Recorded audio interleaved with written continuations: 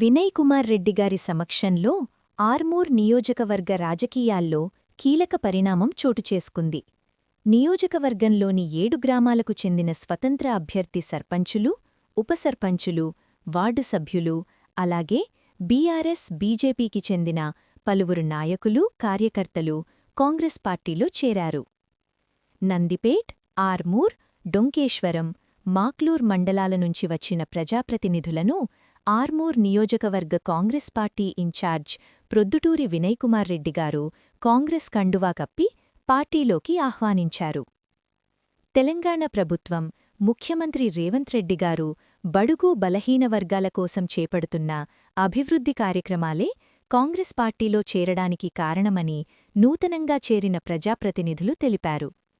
ఈ కార్యక్రమంలో మండలాధ్యక్షులు, వీడీసీ సభ్యులు, కాంగ్రెస్ సీనియర్ నాయకులు, కార్యకర్తలు పెద్ద సంఖ్యలో పాల్గొన్నారు.